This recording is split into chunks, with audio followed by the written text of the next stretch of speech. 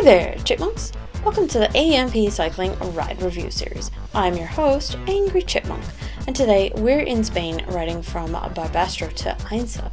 This route is available on Rouvy, so let's get right to it. This is a decently long route at just over 54 kilometers with a solid amount of elevation gain at 894 meters. The whole route averages just 2% and will max out at 9%. Surprisingly, there are no segments listed on Rouvy, with none on Strava either. Despite being just on the edge of the Pyrenees, this isn't really a massive climbing route, it's mostly a series of hills along the way. There are 3 to 4 main hills, with plenty of other smaller ones scattered throughout. To start, we've got about 800 meters of easy before hitting the first climb. That leads you out of the city. The hill is about 1.7 kilometers long with 77 meters of elevation gain. The gradient math tells us that it averages about 4.5% and will peak at 8%. This is one of your classic sandwich climbs, with the start and end being more difficult with a nice false flat in the middle. Pretty quickly, this one ramps up to around 5 to 6% and then 7 to 8%. After the false flat, it remains around that 6 to 7%. This isn't really the most difficult of climbs at all, but being so early on in the piece does have its own drawbacks. There's a nice bit of downhill to a very minor climb after this hill, so pushing hard is definitely doable here. We won't be seeing difficult positive gradient again for quite some time. After that short downhill, you head out along a nice highway which is mostly flat and mild uphill. There is one small blip that peaks at around 7.5%, but you'll be seeing this one coming from ages away, and it is super short. The lead into it is quite friendly, so no real reason to change your effort. The road along here remains pretty consistently under 4%. The second climb is at the 17.8 kilometer mark. It's about 2.5 kilometers long with 169 meters of elevation gain. The gradient math tells us that this average is about 6.7%, with the route max peak up 9%.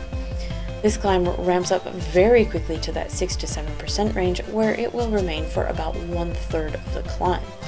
When it steepens, you'll be seeing mostly 7 to 8% until the last third, where it again backs off to about 6 to 7% to the top. This one has a great lead into it, but it is pretty long. I would suggest to pace this one well, as there's still the majority of the climbing in the route after the summit here. You'll get a nice downhill blast just following it, which is good for short recovery. There's plenty of ups and downs to the next climb, and these are a bit more intense than the previous ones. Here you'll be seeing upwards of 7% for some, and others around 4%. It's a little bit hard to judge them, so be ready with the gear shifts and use the terrain to your advantage as much as you can. There is a bit of a climb just before the biggest downhill blast of the route. It does stand out as being a bit longer than the others. Here you'll be seeing a peak of around 8%, but it's also just preceding a massive downhill section. I wouldn't worry too much about pushing up this one, as you do get a good recovery. The third hill is at about the 36 kilometer mark. It's also about 2.5 kilometers long with 114 meters of elevation gain. This one is quite a bit more mellow and averages just 4.5% with a peak of 7%. It does ramp up pretty quickly to that 7%, but backs off again just as quickly. After that, you'll mostly be seeing that 3 to 5% range. This one does have a short downhill after it as well, so if you get past that first steep bit without drama, it's a good one to push a little harder. If you're feeling it by this point, no reason to go too hard, as we still do have one hill remaining. We again see plenty of smaller hills which don't really push above 6.5%. That last of the hills is at the 46 kilometer mark. It's just over 1 kilometer long with 62 meters of elevation gain. The math tells us that this one averages 5.6% and peaks at 7%. This one ramps up pretty steadily the entire way, with only a slight backing off near the summit. The steeper gradients feel like no big deal here, as this climb is so short. The remainder of the route is flat or downhill, and we've really only got about 15 meters of elevation gain left, so pushing up this short hill is an easy win. If you want to cruise on into the finish, it is a nice easy effort, or if you're like me and want to be a little silly, you can bust along quickly and see how many watts you can push out. My max on this ride was 743 watts, allegedly. And that is the end of the route. For this ride, you'll be wanting a pretty good warm-up, but your cooldown can be shortened if you use part of the route for it. I would suggest at least 10 minutes before you get started here, as there is a decently steep climb pretty early on. There's a solid 7 kilometers from the top of the last climb to the finish, and with only that 15 meters of elevation to contend with, so it's a solid choice to use this as part of your cooldown. But if you did go silly like I did, be sure to have at least 10 minutes at the end of the ride. And as always, I recommend pre-fueling your rides and including plenty of protein with that. This one is a bit tricky to fuel as it's decently long with plenty of elevation gain, but that elevation is spread pretty evenly throughout the ride. I would say to aim for about 10 to 15 grams at the 1/3 points in this route, or wherever it's easiest for you.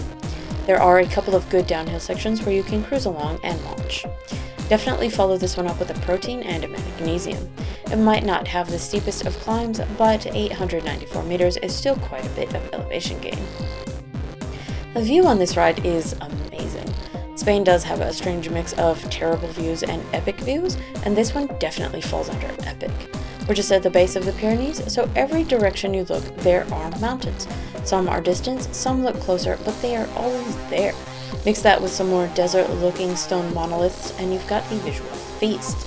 The sky is almost cartoon-like in its perfection, bright, beautiful blues with only a small spattering of clouds. Part of the route near the end follows along next to a lake which has some intense blue-green water. The whole thing here is just amazing. I didn't really push this one too hard and finished in just under 2.5 hours on 100% difficulty emulation. With needing a bit of a longer warm-up, but having the ability to delete the cooldown, I would suggest to budget anywhere from 2 to 3 hours. It's definitely not suitable for those with time restrictions. But because there are no Strava segments in this route and having so many hills, you could stop this one and start again if you really needed to. I would suggest to aim for any of the larger downhills if you're going to break it up. Overall, this is a fantastic route with a wildly amazing view that I would definitely recommend for the intermediate level rider and up. The elevation is spread out just enough that you'll want to be familiar with your own personal pacing before doing it. If you're already comfortable with the distance or elevation, it shouldn't present any real problems. But if either one of those give you pause, maybe try a similar distance route with lower elevation gain first. For this route, I give a 5 out of 5. This one is pretty great. You start in a small town, head out into the wilds, and finish in what looks like the outskirts of another small town. There's not a lot of boring highway here, so it keeps things fresh while moving along. For the climbs, 1.5 of 5, 2 out of 5, and 0.5 of 5 for the last two. The climbs are all not very difficult here. There's enough space between them that even if it was a bit tiring, you've got a nice buffer before encountering the next one to shake it off. For the view, 5 of 5. The view here is fantastic. The big mountains, the blue sky, the lack of annoying traffic, all of these things make for a great immersive feel. At no point was I bored and wanting to just watch something else. And overall, 5 of 5. Definitely put this one in your ride queue.